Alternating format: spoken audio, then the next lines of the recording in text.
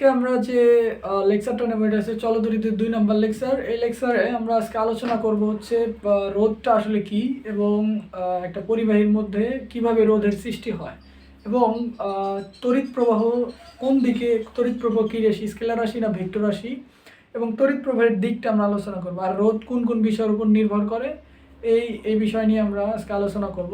দেখো, আমাদের রোধ বা রেজিস্ট্যান্স, রোধটা হচ্ছে, এটাকে আর দ্বারা আমরা প্রকাশ করবো। হ্যাঁ, রোধ আসলে কি?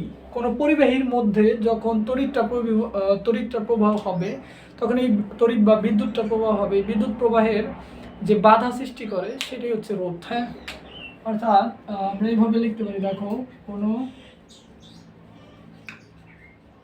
পরিবাহীর মধ্যে বিদ্যুৎ প্রবাহের সময় বিদ্যুৎ প্রবাহে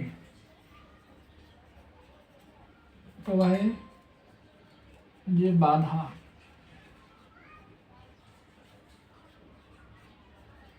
সৃষ্টি হয় তাকে হচ্ছে পরিবাহীর রোধ বা রোধ বলে। ঠিক আছে, তাকে পরিবাহী রোধও বলে। এখন দেখো, রোধকে আমরা সাধারণত আর দ্বারা প্রকাশ করি। এখন আমরা সার্কিটে যে রোধ, যখন রোধ ব্যবহার করবো, এই রোধটার সিম্বল এরকম আকৃতির দেবো। হ্যাঁ, এটা হচ্ছে রোধ। আর সার্কিটে যখন ব্যবহার করবো, বর্তনীতে ব্যবহার করবো, তখন রোধের সিম্বলটা এরকম থাকবে। আচ্ছা, এখন হচ্ছে দেখো, সার্কিট তো আমরা বুঝলাম। এখন বাস্তবে আসলে রোধটা কয়ভাবে প্রস্তুত করা যায়? বাস্তবে রোধ প্রস্তুত করা যায় হচ্ছে দুইটা ভাবে। একটা হচ্ছে কোনো একটা কুপরিবাহী কি, যার মধ্যে দিয়ে বিদ্যুৎটা পরিবহন হয় না, অর্থাৎ যাদের ফ্রি ইলেকট্রন নাই বা মুক্ত ইলেকট্রন নাই বা চার্জ ক্যারিয়ার নাই, তাদেরকে আমরা কুপরিবাহী বলি। এই কুপরিবাহীর মধ্যে যখন আমরা কুপরিবাহীর ওপরে কি করবো, পরিবাহী তারকে পেঁচাবো, পরিবাহী তার পেঁচে একভাবে রোধ প্রস্তুত করা যায়। আরেকটা হচ্ছে অর্ধপরিবাহী দ্বারা। অর্থাৎ অর্ধপরিবাহী কোনগুলা, যেমন সিলিকন, জার্মেনিয়াম, এগুলাকে কি করে, এগুলার দ্বারাই কার্বন রোধটা কিন্তু প্রস্তুত করা হয়। হ্যাঁ, তাহলে আমাদের রোধ প্রস্তুত করা যায় দুইটা ভাবে। একটা হচ্ছে তোমার পরিবাহী তার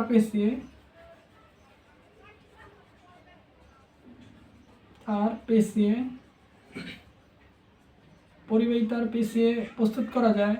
আরেকটা হচ্ছে অর্ধপরিবাহী দ্বারা।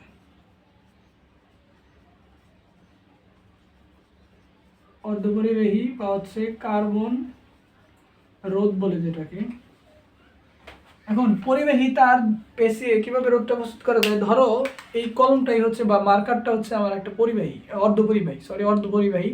এই অর্ধপরিবাহীর মধ্যে এই যে আমাদের যে কারেন্টের তার, আমাদের যে পরিবাহী তার আছে, এই তারকে এটার ভেতরতে পেঁচাবো।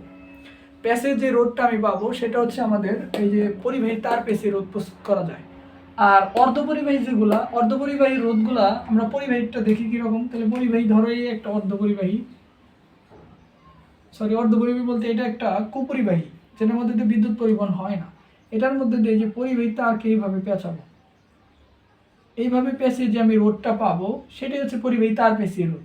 এবং এটার ভর অনেক বেশি হয়,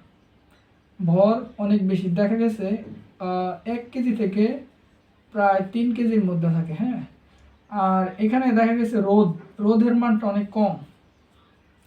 রোধ দেখা গেছে 100 ওহম থেকে প্রায় 300 ওহমের কাছাকাছি থাকে বা এর মধ্যে অ্যাভারেজে থাকে।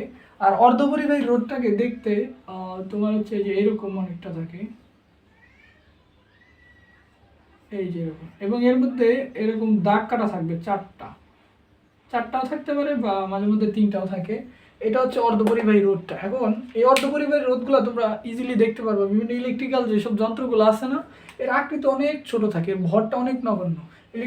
ওগুলাকে ভাঙলে দেখবা ছোট ছোট এরকম আকৃতির অনেক তোমার এলিমেন্টগুলো থাকে। এইগুলোই আসলে কার্বন রোধ বা অর্ধপরিবাহী দ্বারা এগুলো তৈরি করা হয়। এর ভরটা অনেক কম থাকে, ভর দেখা গেছে মানে অতি নগণ্য বলে, যেটাকে অতি নগণ্য হয়। আর এদের রোধটা অনেক বেশি থাকে। রোধ হচ্ছে তোমার 1 কিলো ওহম থেকে প্রায় 10⁶ কিলো ওহম পর্যন্ত এই অর্ধপরিবাহী রোধগুলো থাকে। এখন এই অর্ধপরিবাহী ভর কম বাট হচ্ছে রোদ বেশি, আর এটার ক্ষেত্রে ভরটা বেশি হয়, রোদটা কি অনেক কম হয়। এখন কথা হচ্ছে যে স্যার এটার ভর বেশি বা আর এটার ভর কম কিন্তু এটার রোদটা আসলে বেশি কিসের জন্য? দেখো, এটা হচ্ছে পরিবাহী তার দ্বারাই প্রস্তুত করা হয়। আমরা জানি পরিবাহীটা হচ্ছে বিদ্যুৎ পরিবহনে, মানে বিদ্যুৎ পরিবহন ভালো, এই পরিবাহীর ভেতর দিয়ে বিদ্যুৎ পরিবহনে সহজেই কি বিদ্যুৎ পরিবহন ভালো মতো হয়। কিন্তু রোদ বলতে হচ্ছে আসলে বিদ্যুৎ পরিবহনে বাধা যেটা দেবে সেটা হচ্ছে রোদ। তার মানে এটার ক্ষেত্রে যখন বিদ্যুৎটা পরিবহন হবে তখন কিন্তু বাধাটা কম থাকে, ফলে এদের রোদটা কি কম থাকে। আর এদের ক্ষেত্রে এই বিদ্যুৎ যখন পরিবহন হবে অর্ধপরিবাহী রোদের ভিতর দিয়ে, তখন এটা প্রচুর পরিমাণে বাধা দেয়, ফলে এটা রোদ কি বেশি থাকে। হ্যাঁ, আচ্ছা। দেখো আবার এখানে আমাদের এই পরিবাহী যে তার বেশি যে রোদটা, এটা যদি আমি অনেক বেশি মানে রোদ চাই তাহলে এটার আকৃতি কিন্তু অনেক বেশি হবে। কিরকম?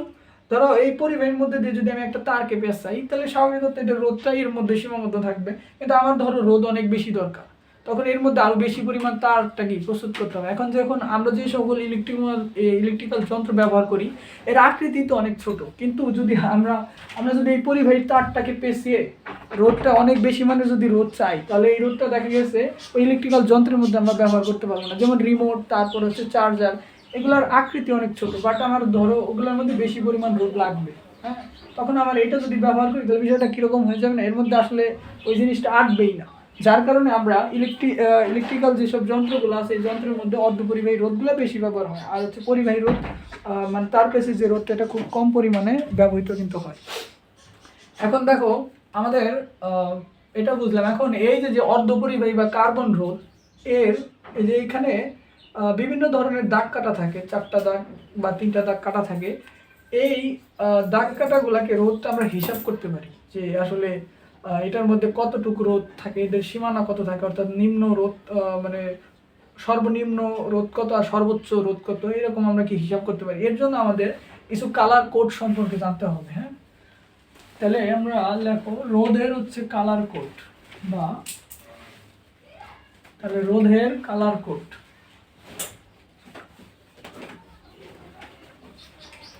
রোধের কালার কোড, হ্যাঁ, রোধের কালার কোড। রোধের কালার কোড কি কি?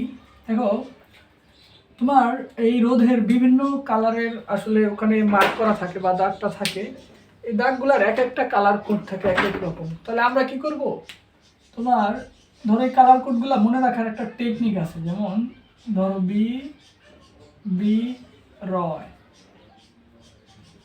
Good boy, very good worker, very good worker. আচ্ছা, বিতে হচ্ছে ব্ল্যাক, এই ব্ল্যাকের কালার কোডটা হচ্ছে 0 আসবে। হ্যাঁ, আর এটা হচ্ছে black,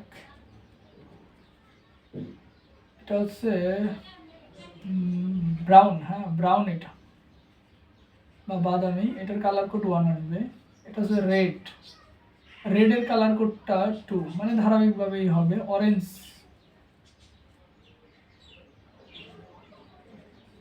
orange colour code 3, yellow,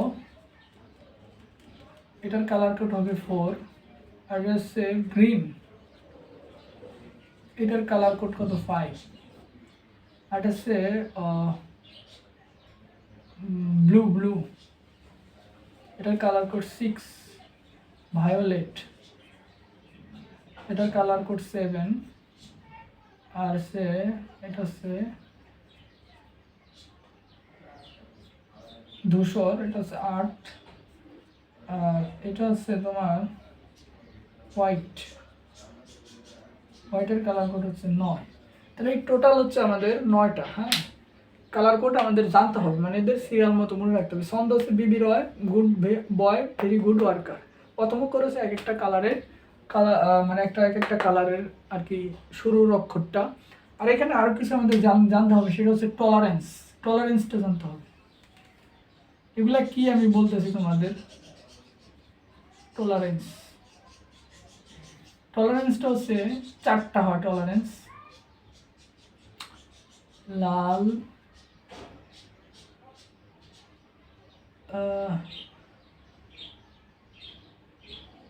লাল সোনালি রূপালি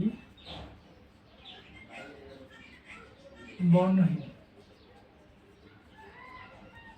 দেখো পার্সেন্টেজ, এটাও থাকে 2%, এটা থাকে 5%, এটা থাকে হচ্ছে 10%, এটা থাকে হচ্ছে 15%। ঠিক আছে, টলারেন্সটা এটাই থাকে। হ্যাঁ, আচ্ছা এখন আমাদের দেখো এটা পাইলাম। আর রোধটা আমরা হিসাব করবো কিভাবে? ধরো এই একটা কার্বন রোধ দিয়ে দিছি তোমাকে,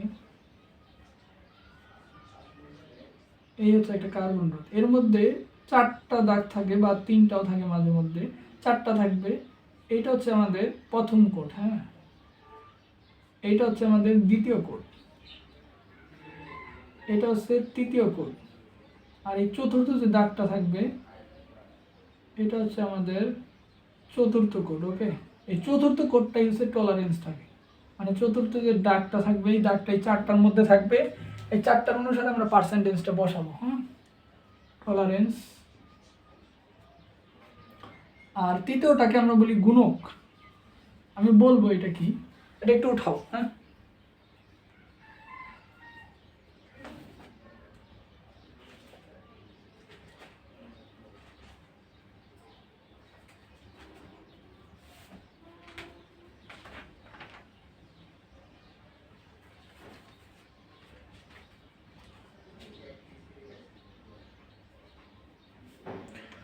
আচ্ছা ঠিক আছে। হ্যাঁ, এটা সরি, এটা হচ্ছে 20% হবে। আচ্ছা ঠিক আছে, আশা করি হয়েছে। এখন দেখো আমরা এই রোধটাকে কিভাবে হিসাব করব, রোধের হিসাব। হ্যাঁ, দেখো এই যে কার্বন যে রোধ থাকবে বা অর্ধপরিবাহী দ্বারাই যে রোধটা তৈরি হবে, এদের রোধের হিসাবটা কিভাবে করব? রোধের হিসাব হিসাবটা করবো হচ্ছে, দেখো আর এখানে প্রথম আর দ্বিতীয় যে কালার কোড থাকবে এটা পাশাপাশি বসাবো। প্রথম গুণ কিন্তু না, প্রথম এবং দ্বিতীয় যে কালার কোড থাকবে পাশাপাশি বসাবো, ইনটু 10⁻⁴ হচ্ছে তৃতীয় কোড বা তৃতীয় কালার কোড অথবা কি গুণক, এটাকে আমরা গুণকও বলতে পারি, গুণক। প্লাস মাইনাস হচ্ছে টলারেন্স, টলারেন্স। হ্যাঁ, এইভাবে হচ্ছে রোধটা হিসাব করবো। এটা যা পাবো কিলো ওহম আকারে অ্যান্সারটা আসবে। হ্যাঁ, আচ্ছা নাও এটা উঠাও। আচ্ছা দেখো, তাহলে আমরা একটা দুটা ম্যাথ করি, ম্যাথ করলে বিষয়টা আরো ক্লিয়ার হবে। তাহলে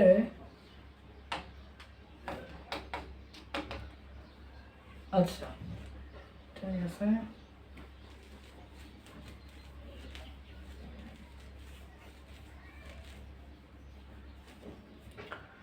তাহলে দেখো ধরো তোমাকে বলে দিছে কোনো 1 নম্বর কোশ্চেন, কোনো রোধের গায়ে ধরো হলুদ হলুদ, তারপরে হচ্ছে কমলা, হলুদ কমলা সবুজ। ঠিক আছে, সবুজ, আর হচ্ছে টলারেন্স হিসেবে ধরো সোনালি, সোনালি দাগ কাটা আছে। হ্যাঁ,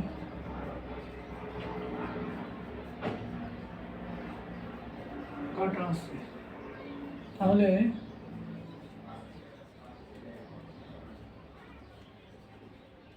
উক্ত রোধের সর্বোচ্চ ও সর্বনিম্ন মান কত? ঠিক আছে, ওঠাও।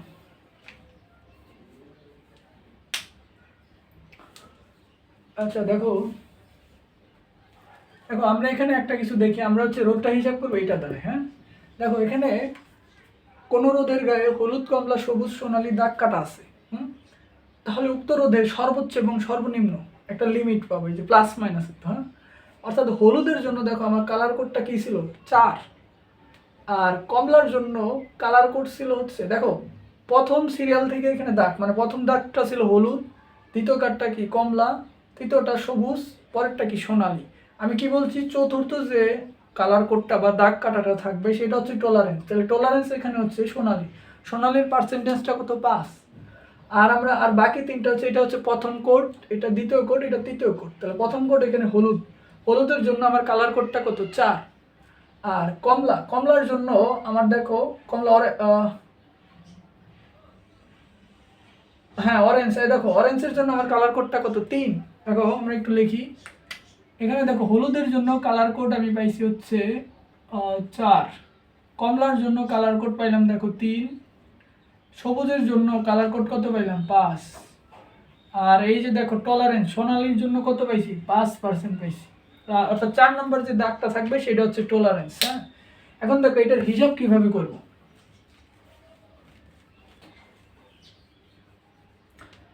দেখো রোদ, আমরা একটু রোদটা অঙ্কন করি। ধরো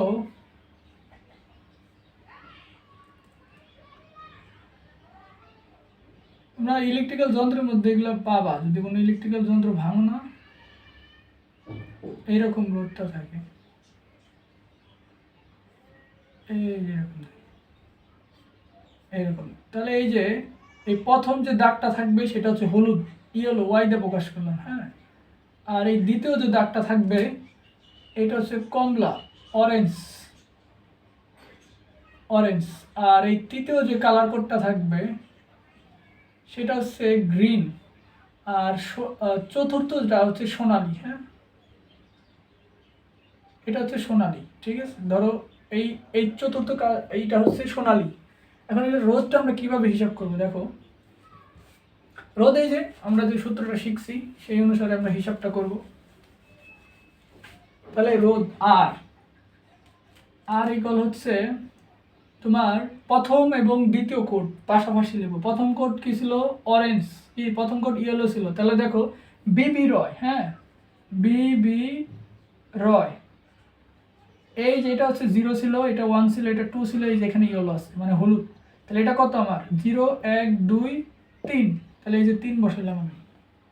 হ্যাঁ, আর হচ্ছে দেখো পরেরটা কমলা, সরি ভুল বললাম, ইয়েলো হচ্ছে তাহলে কত 4। তারপরে কি দ্বিতীয় কোড কি ছিল আমার, দ্বিতীয় কোড ছিল হচ্ছে কমলা, অরেঞ্জ হচ্ছে তোমার 3, ঠিক আছে।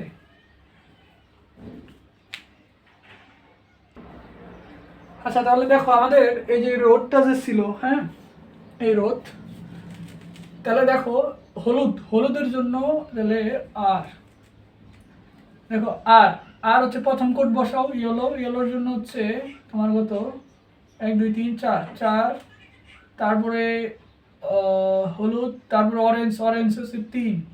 এই যে পাশাপাশি দুইটা কোড বসাইছি, ইন্টু হচ্ছে 10 টু দি পাওয়ার। তৃতীয় কোড কি, গুণক কি ছিল, সবুজ, গ্রিন, বিবি রয়, তাহলে গুড। তাহলে এটা কত ছিল 4, 5 হবে না এটা, তৃতীয় ইন্টু প্লাস মাইনাস। এই দেখো এই জায়গায় একটু ইম্পর্টেন্ট আছে, এই যে দেখো পার্সেন্টেজ বলছে না, পার্সেন্টেজ মানে কি টলারেন্স সোনালি কত ছিল, লাল সোনালি না 5%। দেখো এই যে যেখানে এখানে এটা পাবো, এইটার 5% এখানে বসাবো, অর্থাৎ 4 3 ইন্টু 10 টু দি পাওয়ার কত 5, এর হচ্ছে 5%। এই হচ্ছে আমার হিসাব। হ্যাঁ, অর্থাৎ দেখো 3 ইন্টু 10 টু দি পাওয়ার কত 5 প্লাস মাইনাস, এটা একটু ক্যালকুলেশন করো দেখি কত আসে। দেখো এটা আসে হচ্ছে 3 ইন্টু 10 টু দি পাওয়ার হচ্ছে 5, গুণন হচ্ছে তোমার 5% না,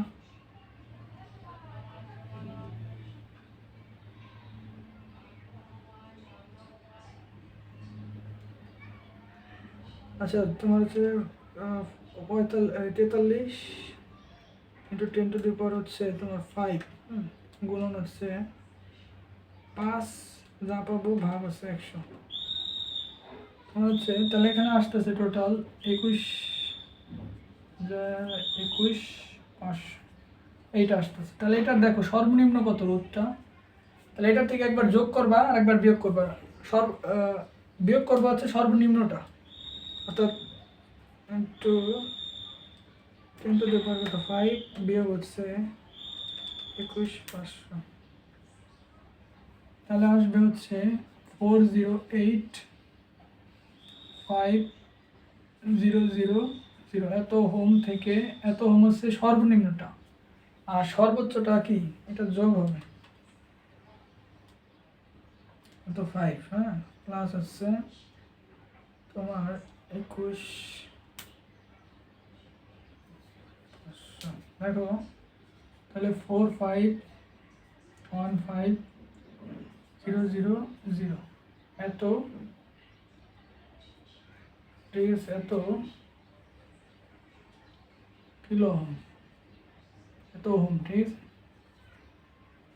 এই এত হোম রোদ আসবে।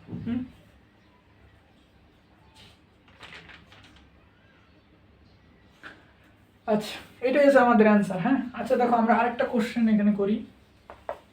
ধরো 2 নাম্বার এখানে বলছে কোন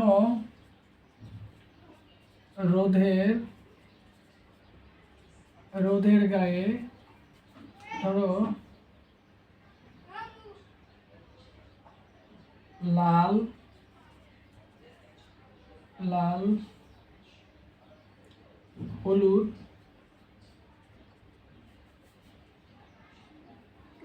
হলুদ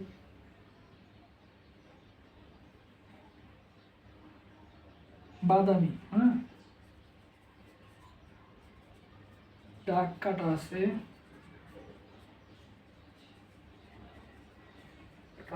তাহলে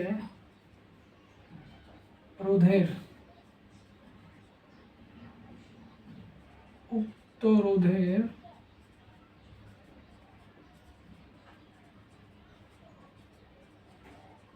মান কত? এটা হচ্ছে কোশ্চেন। 2 নম্বর কোশ্চেন, এটা ওঠাও একটু।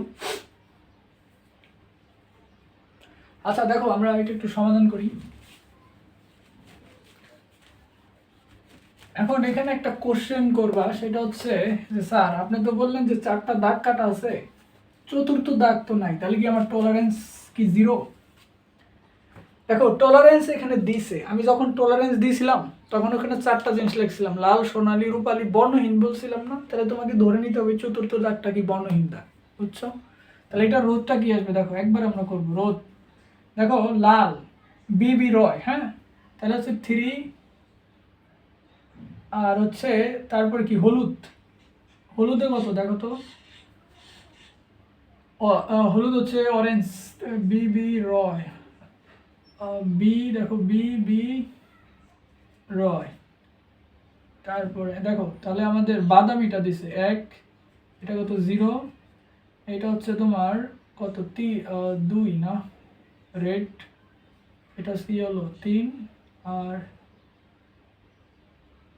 আর হচ্ছে এখানে অরেঞ্জ, আর হচ্ছে ইয়েলো হচ্ছে 4। তাহলে লাল দিছি, রেড কত 2 না, তাহলে এখানে 2 আসবে, হ্যাঁ 2।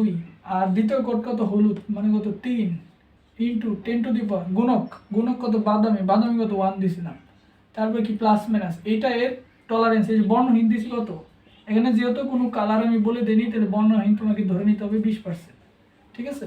তাহলে এই যে কারণ চতুর্থ দাগ নাই মানে কি এটা বর্ণহীন, কোনো এখানে দাগ নাই। তোমাকে বুঝতে হবে যে প্রথম 3টা যে দাগ থাকবে এই 3টা দাগ অবশ্যই কি তোমার হচ্ছে মানে কালার কোড, আর চতুর্থ যে দাগটা থাকবে সেটা কিন্তু তোমার হচ্ছে টলারেন্স, ঠিক আছে?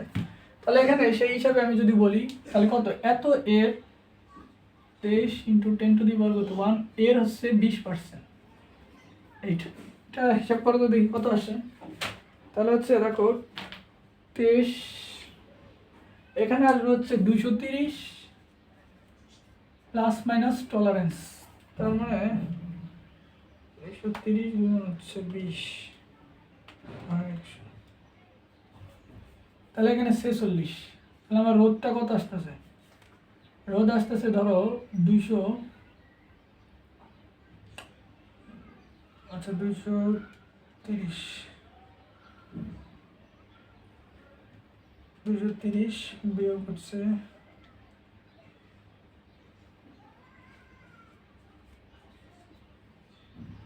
একটা হচ্ছে 230 যোগ হচ্ছে 46, 276। এটা যে সর্বনিম্ন, এটা সর্বোচ্চ। এখানে এখানে একটা কোশ্চেন তোমরা বলতে পারো যে স্যার আপনি যে বললেন কার্বন দণ্ডের তো রোধটা বলছিলেন যে 1 কিলো ওহম থেকে দেখা গেছে প্রায় 10⁶ কিলো ওহম, তাহলে আপনার তো 184। দেখো এই রোধগুলো আমি তো এটা সাধারণভাবে কালার কোড দিয়ে তোমাকে দিয়ে দিছি, হ্যাঁ। এই রোধগুলো আসলে অরিজিনাল এমন মানে সব রোধই হয় যেটার ম্যাক্সিমাম এটা হচ্ছে প্রায় মানে সচরাচর সব রোধই দেখা গেছে 1000 থেকে প্রায় 10⁶ এর মধ্যে থাকে, মানে এটা কালার কোড আমি দিছি দেখে এরকম আসছে, বুঝছো। কিন্তু ম্যাক্সিমাম যে রোধগুলো ওগুলো প্রায় দেখা গেছে 1000 থেকে 10⁶ এর মধ্যেই থাকে। ঠিক আছে, আশা করি এইটা ক্লিয়ার হইছো। আচ্ছা, নেক্সট আমরা আরেকটা জিনিস আজকে পড়বো, সেটা হচ্ছে তোমার তড়িৎ প্রবাহটা আসলে কি, হ্যাঁ। আর হচ্ছে তড়িৎ প্রবাহ কি রাশি, সেটা ভেক্টর রাশি না স্কেলার রাশি। আচ্ছা, তাহলে দেখো তোমার হচ্ছে আমাদের তড়িৎ প্রবাহটা প্রবেশ করার আগে তোমাদের দুইটা জিনিস আমি একটু বলে নিই, সেটা হচ্ছে আধান আর হচ্ছে আধান বাহক। একটা হচ্ছে আধান অর্থাৎ চার্জ ও চার্জ ক্যারিয়ার, আধান বাহক। দেখো আধান কি, আধানের একটা বৈশিষ্ট্য বলি, আধান বাহকটা আমরা কি করি। আধান হচ্ছে সহজ কথা কি, একটা পরমাণু গঠনকারী যে সকল মৌলিক যে সকল কণা থাকে এরাই, যেমন ইলেকট্রন, প্রোটন, নিউট্রন, এদের যে বৈশিষ্ট্যমূলক ধর্মটা এটাই হচ্ছে আধান। আধান দুই ধরনের হয়, এটা হচ্ছে পজিটিভ চার্জ হয় আর একটা কি নেগেটিভ চার্জ হয়। কিন্তু আধান ও আধান বাহকের আধানটা সাধারণত হচ্ছে চলাচল করতে পারে, চলাচল করতে পারে, হ্যাঁ, আবার নাও পারে, আবার নাও পারে, চলাচল করতেও পারে আবার কি নাও পারে। কিন্তু আধান বাহকটা অবশ্যই চলাচল করতে হবে, অর্থাৎ মুভ করতে হবে,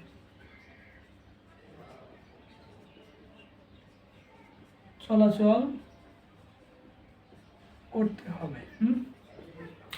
তেমনি আমাদের হচ্ছে কোনো পরিবাহীর মধ্যে দিয়ে যখন তড়িৎ প্রবাহটা হয়, তড়িৎ প্রবাহের জন্য আমরা জানি কি ফ্রি ইলেকট্রন লাগে বা মুক্ত ইলেকট্রন লাগে, অর্থাৎ সেই ইলেকট্রনটা খালি চার্জ হইলে হবে না, চার্জ তো সাধারণত চলতেও পারে, চলাচল করতেও পারে বা নাও করতে পারে। কিন্তু পরিবাহীর ভেতর দিয়ে যে আমার হচ্ছে মানে যখন তড়িৎ প্রবাহটা হবে তখন অবশ্যই আমাদের কিন্তু কি মুক্ত ইলেকট্রনটা লাগবে, মুক্ত ইলেকট্রন অর্থাৎ কি চার্জ ক্যারিয়ার লাগবে, এটা ছাড়া কিন্তু কখনো বিদ্যুৎ পরিবহনটা হবে না, হ্যাঁ।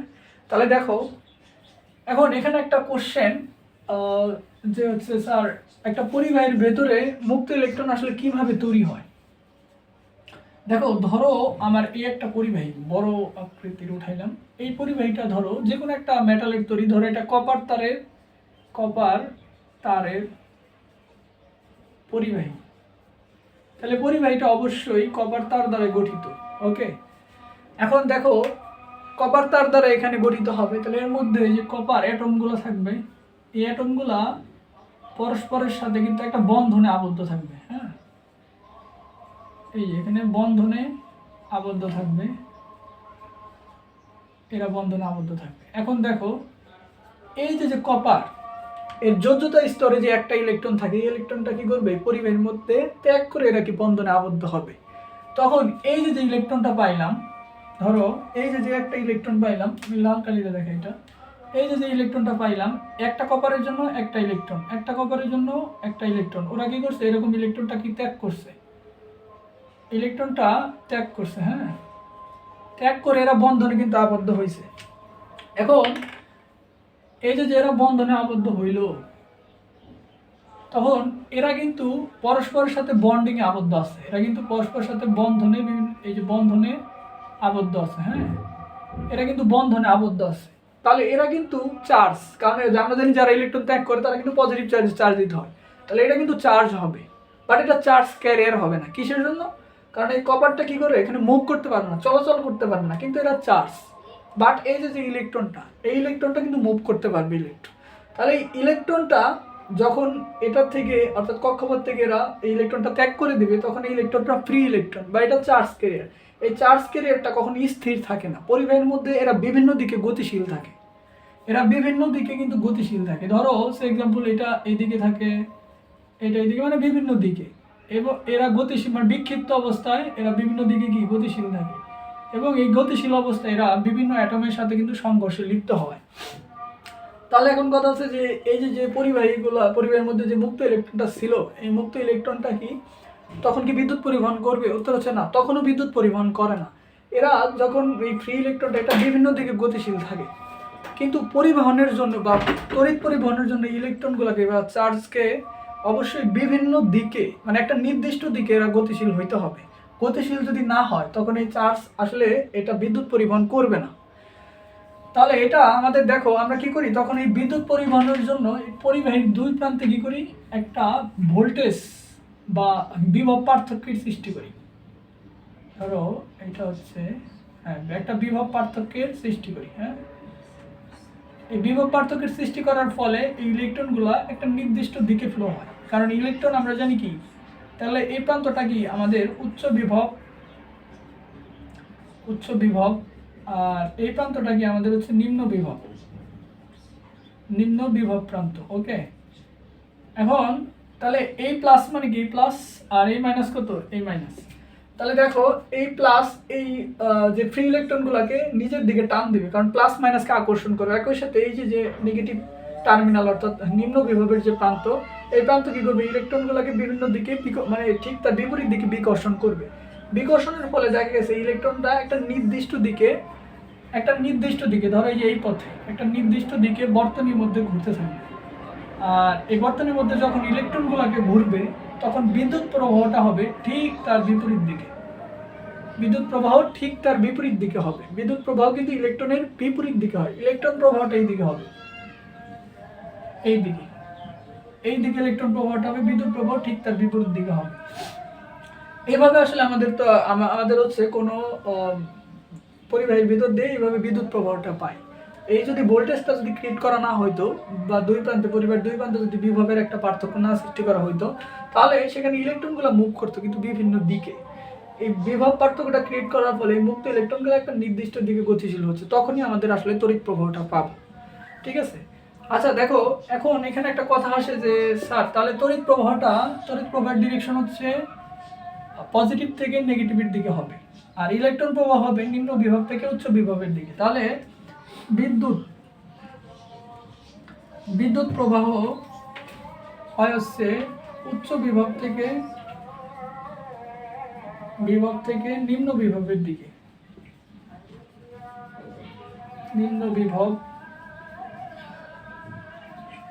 বা এইভাবে বলতে পারো নেগেটিভ চার্জের বিপরীতে। আর ইলেকট্রন প্রবাহ হয় এটা হচ্ছে নিম্ন বিভব থেকে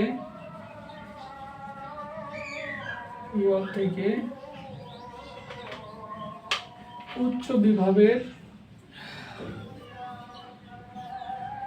দিকে। ঠিক আছে,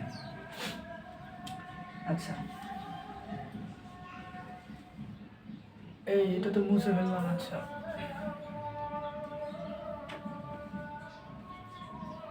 এটা হচ্ছে বিদ্যুৎ প্রবাহ,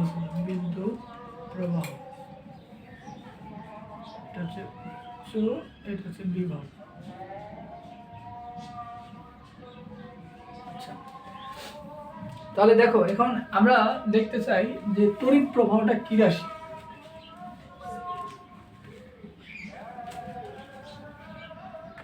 যে তড়িৎ প্রবাহ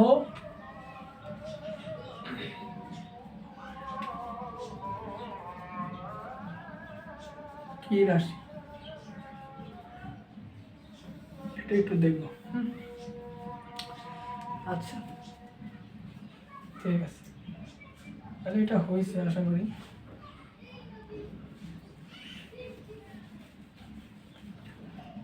দেখো ধরো আমার এই একটা পরিবাহী,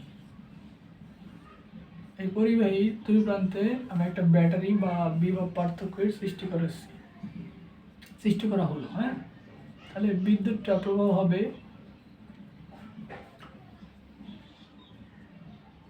এদিকে, বিদ্যুৎ প্রবাহটা হবে। আচ্ছা এটা ধরো একটা কপারের তার। এখন তোমাদেরকে যদি জিজ্ঞাসা করি যে তড়িৎ প্রবাহটা কি রাশি, তোমরা হয়তো ভেক্টর অধ্যায় পড়ে আসছো যে সকল রাশির মান এবং দিক আছে তারা, ধরো এই বিদ্যুৎ প্রবাহটা হচ্ছে ধরো 6 অ্যাম্পিয়ার, মানে এই বর্তনীর ভেতর দিয়ে 6 অ্যাম্পিয়ার কারেন্ট কি প্রবাহিত হচ্ছে। তোমাদের যদি জিজ্ঞাসা করি যে তড়িৎ প্রবাহটা কি রাশি, অনেকে অ্যান্সার দিবা যে স্যার এটার যত মান আছে প্লাস একটা নির্দিষ্ট দিকে প্রবাহ হচ্ছে, তাহলে এটা কি ভেক্টর রাশি? দেখো, এটা আসলে ভেক্টর রাশি না, এটা আসলে স্কেলার রাশি। তাহলে কি স্কেলার রাশি? উত্তর হচ্ছে অরিজিনাল ভাবে যদি তুমি বুঝো তাহলে এটা স্কেলার রাশিও না, এটা হচ্ছে টেনসর রাশি বলে। টেনসর রাশি, টেনসর রাশি কি দেখো, তোমরা যখন ভেক্টর অধ্যায় পড়ছো যে একটা দুইটা ভেক্টর রাশি, আসলে দুইটা ভেক্টর রাশি অবশ্যই ভেক্টর যোগের নিয়ম অনুসরণ করে বা লব্ধির নিয়ম অনুসরণ করে। তাহলে দেখো, ধরো দুইটা ভেক্টর রাশি একটা নির্দিষ্ট একটা বিন্দুতে কার্যকর আছে, এটা হচ্ছে F1 বল, আরেকটা হচ্ছে আরেকটা ভেক্টর F2 বল, এদের মধ্যবর্তী কোণ হচ্ছে আলফা। তখন এদের লব্ধিটা কি কোন দিকে কাজ করবে? সামান্তরিকের কর্ণ বরাবর কিন্তু কাজ করে, ঠিক আছে? অর্থাৎ আমাদের লব্ধিটা তো কাজ করবে কিন্তু এইটা এইটা, ঠিক আছে? এটা হচ্ছে লব্ধি, তাহলে এই কোণটা হচ্ছে আলফা। তাহলে কি আমরা এইটা যদি এই দুইটা যদি ভেক্টর রাশি হয়, তাহলে অবশ্যই ভেক্টর যে বিধিগুলো আছে বিধি অনুসরণ করবে, শুধু মান আর দিক থাকলেই হবে না, এটা ভেক্টর বিধি অনুসরণ করতে হবে। ভেক্টর বিধি কি? যেমন এই দুইটা ভেক্টরের একটা লব্ধি থাকবে, লব্ধিটা আমরা কি করছি তখন আর দ্বারাই প্রকাশ করছি, বা এফ নিটটা কি ছিল? এফ নিট ছিল হচ্ছে দেখো F1 স্কোয়ার প্লাস হচ্ছে F2 square plus 2F1 F2 into হচ্ছে তোমার cos কিন্তু আলফা, এটা ছিল। অর্থাৎ আমরা এখান থেকে বলতে পারি এই দুইটা ভেক্টর কোণের উপরে কিন্তু লব্ধিটা ডিপেন্ড করতেছে। কিন্তু যদি কোনো ধরো একটা তারকে আমরা এইভাবে যুক্ত করলাম, হ্যাঁ, তারের মধ্যে দিয়ে ধরো এইদিকে 2 অ্যাম্পিয়ার বিদ্যুৎটা প্রবাহিত হচ্ছে, এইদিকে 5 অ্যাম্পিয়ার বিদ্যুৎ প্রবাহিত হচ্ছে, তাহলে এদের একটা অ্যাঙ্গেল আছে। ধরো এই অ্যাঙ্গেলটাকে আমি আলফা 1 কোণ দিলাম, হ্যাঁ, তাহলে এইদিকে আমার টোটাল কি? এদিকে 2, এদিকে 3, এদিকে 5, তাহলে টোটাল কি 7 অ্যাম্পিয়ার কারেন্ট আসবে। তাহলে এখানে যে অ্যাঙ্গেলে দুইটা তারটা যুক্ত করছিল, মানে যুক্ত করা ছিল, 7 অ্যাম্পিয়ার কি বিদ্যুৎ পাইলাম। এই তারটাকে যদি আমি লম্ব বরাবর যুক্ত করি, তাহলে যদি এরা ভেক্টর রাশি হইতো, এই বিদ্যুৎ প্রবাহটা যদি ভেক্টর রাশি হয়, তাহলে এখানে আলফা কোণে এই তার দুইটাকে যুক্ত করলে যে 7 অ্যাম্পিয়ার বিদ্যুৎ পাবো, মানে ধরো 7 অ্যাম্পিয়ার পাইলাম, তাহলে এটা লম্ব বরাবর যদি আমি করতাম বা যুক্ত করতাম, তাহলে বিদ্যুৎ প্রবাহটা কি সেম পাবো? কখনোই সেম পাবো না, কারণ এই আলফার উপরে কিন্তু এফ নটটা কি নির্ভর করে। তখন কি, তখন হিসাবে এই জায়গায় কি, তখনও আমরা দেখতেছি কি এখানে যদি এটাকে 2 অ্যাম্পিয়ার এবং 5 অ্যাম্পিয়ার আমি দেই, তখন আমরা দেখব কি যে এখান থেকে 7 অ্যাম্পিয়ার বিদ্যুৎটা প্রবাহিত হচ্ছে। তাহলে এখন আমার প্রশ্ন, তাহলে কি এটা ভেক্টর রাশি হইলো? ভেক্টর রাশি তো হয় নাই, কারণ দেখো এটা কি ছিল, এই আলফাটা ছিল হচ্ছে দুইটা ভেক্টরের মধ্যবর্তী কোণ। এই অবস্থায় ভেক্টরের মধ্যবর্তী কোণ ধরো আলফা 1 ছিল, কিন্তু এই অবস্থায় দুইটা ভেক্টরের মধ্যবর্তী কোণ কত? আলফা 2 হবে না? আর এই আলফা 2টা এখানে কিন্তু 90 ডিগ্রি হবে, আর এখানে আলফা 1টা কত তোমার হচ্ছে, ধরো সে এক্সাম্পল ধরো 30 ছিল। তাহলে এই ক্ষেত্রে আলফার মানটা এখানে যদি আমি বসাই, তাহলে একটা নিট পাবো। বাট এই ক্ষেত্রে যদি বসাই, তাহলে কি এখানে কিন্তু নিটটা কি 0 আসবে, অর্থাৎ এই যে কারেন্ট আউটপুট যে কারেন্টটা, এটা কিন্তু 0 আসার কথা। কিন্তু আমরা যখন দেখব দুইটা তারকে আমি যেভাবেই যুক্ত করি না কেন, আমাদের মোট যে প্রবাহটা, এটা এই দুইটা তারে যতটুকু কারেন্ট আসবে তার সমান হবে। তাহলে আমরা বলতে পারি এটার মধ্যে কিছুটা ভেক্টরের গুণ আছে, আবার কিছুটা কি স্কেলার গুণ কিন্তু আছে। অর্থাৎ এই রাশিটাকে আমরা ভেক্টর রাশি বলতে পারবো না, কারণ একটা ভেক্টর রাশি তখনই বলতে পারবো যখন হচ্ছে মান এবং দিক থাকা সত্ত্বেও এরা কি ভেক্টর বিধিটা অনুসরণ করবে। তাহলে এই দুইটার ক্ষেত্রে এইটাকে আমরা ভেক্টর বলতে পারবো, কারণ এটা কি আলফার উপর ডিপেন্ড করতেছে কিন্তু। বাট এই দুইটা কিন্তু আমরা যে কোনো এই তার দুইটাকে যুক্ত করি না কেন, এই দুইটা কিন্তু আমি ভেক্টর রাশি বলতে পারবো না, কারণ এটা এই আলফা কোণের উপর কিন্তু ডিপেন্ড করতেছে না। তাহলে আমরা ভেক্টর রাশিটাকে, তাহলে এই সকল যে রাশি, অর্থাৎ যে সকল রাশি মান এবং দিক থাকা সত্ত্বেও এরা কি করে? ভেক্টর বিধি অনুসরণ করে না, তাদেরকে আমরা হচ্ছে তোমার টেনসর কোয়ান্টিটি বলে, তাদেরকে আমরা টেনসর কোয়ান্টিটি বলবো।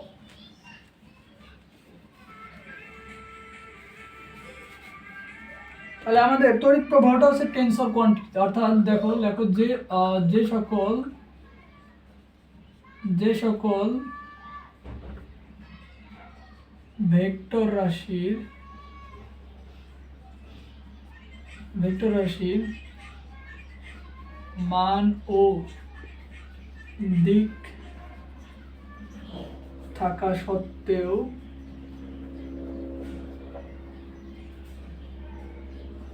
ভেক্টর বিধি অনুসরণ করে না,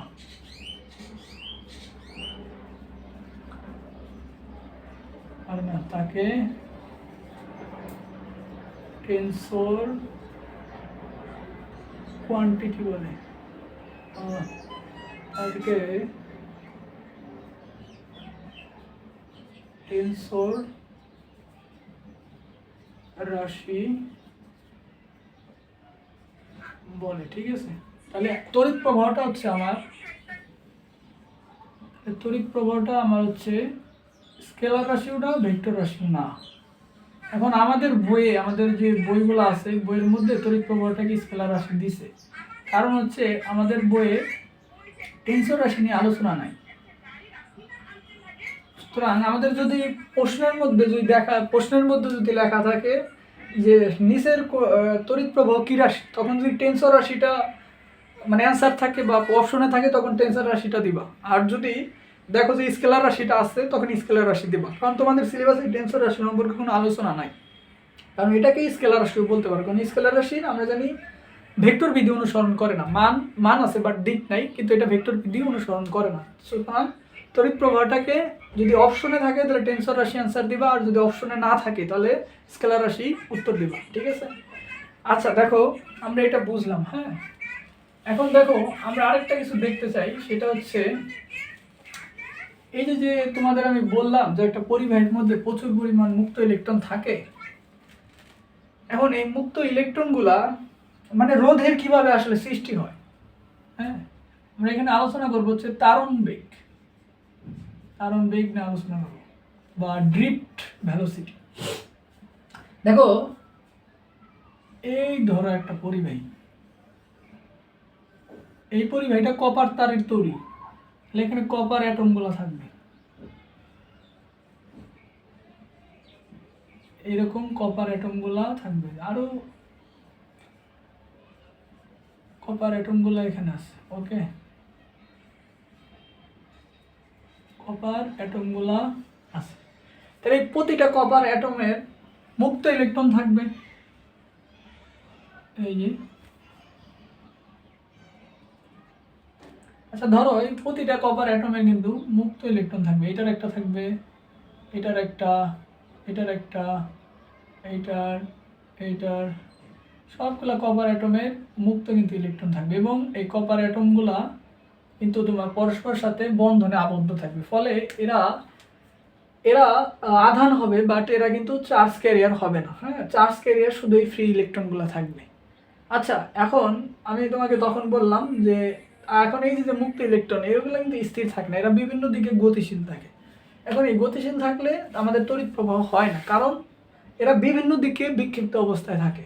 তাহলে এদেরকে আমি যদি একটা দিকে গতিশীল করতে চাই, গতিশীল করি, তাহলে আমার কি তড়িৎ প্রবাহটা পাবো, এটা আমরা আগে বললাম। এখন আমার কথা হচ্ছে যে স্যার বুঝলাম যে এখানে একটা বিভব পার্থক্যের সৃষ্টি করলে এখানে আমরা তড়িৎ প্রবাহটা পাবো, কিন্তু আসলে রোধের জন্মটা কিভাবে হয়? দেখো এই যে মুক্ত ইলেকট্রনগুলো আছে, এই মুক্ত ইলেকট্রনগুলো যে আছে, এই মুক্ত ইলেকট্রনগুলো এরা বিভিন্ন দিকে গতিশীল থাকে। এখন এখানে দেখো, এখানে এই যে কপার যে অ্যাটমগুলো আছে, এই অ্যাটমগুলো কিন্তু একটা জায়গা দখল করছে না, এর ফাঁকে ফাঁকে কিন্তু ইলেকট্রনগুলো আছে। তাহলে তখন মানে ফ্রি অবস্থায় এরা কি বিভিন্ন দিকে গতিশীল থাকবে, তখনও কিন্তু বা বিক্ষিপ্ত অবস্থায় থাকবে, তখন কিন্তু অ্যাটম বা এই ইলেকট্রন নিজেদের মধ্যেও কিন্তু এরা একটা সংঘর্ষে লিপ্ত হবে।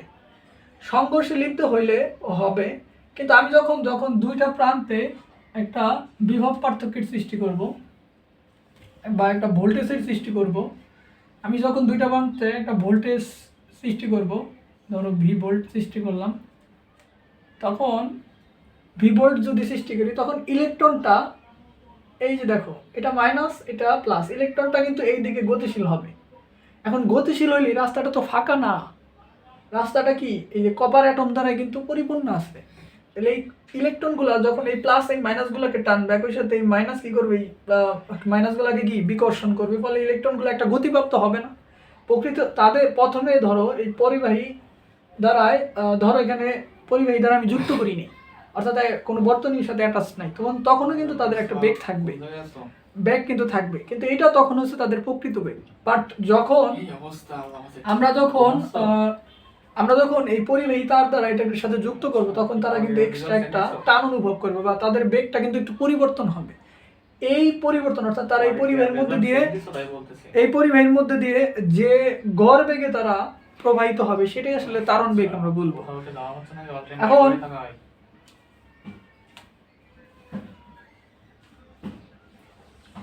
আমরা এটাকে তারণ বেগ বলবো। এখন হচ্ছে এই তারণ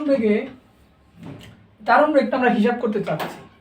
আরেকটা কথা হচ্ছে তোমার রোধের কিভাবে সৃষ্টি হয়, এখান থেকে আসলে রোধের সৃষ্টিটা হয়। দেখো, যখন এই বিভব পার্থক্য সৃষ্টি করার ফলে ইলেকট্রনগুলো যখন এই দিকে ফ্লো হইতে থাকবে, তখন এই যে অ্যাটমগুলো আছে না, এই অ্যাটমগুলোর মধ্যে সংঘর্ষে প্রাপ্ত হবে এবং ইলেকট্রন নিজেদের মধ্যে সংঘর্ষে প্রাপ্ত হবে। সংঘর্ষে প্রাপ্ত হইলে দেখা গেছে তোমার একটা বাধা সৃষ্টি হবে না।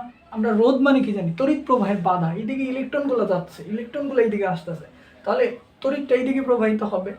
তখন দেখা যাবে এই যে বাধা প্রাপ্ত হইলে বাধার ফলে কি রোধের সৃষ্টি হবে, রোধের জন্ম হয়। এখান থেকে আসলে রোধের জন্মটা হয়, পরিবাহে রোধের জন্মটা হয়। তাহলে আমরা হিসাব করতে চাচ্ছি। দেখো, আমরা বিদ্যুৎ প্রবাহটাকে দুইটা ভাবে চিন্তা ভাবনা করতে পারি।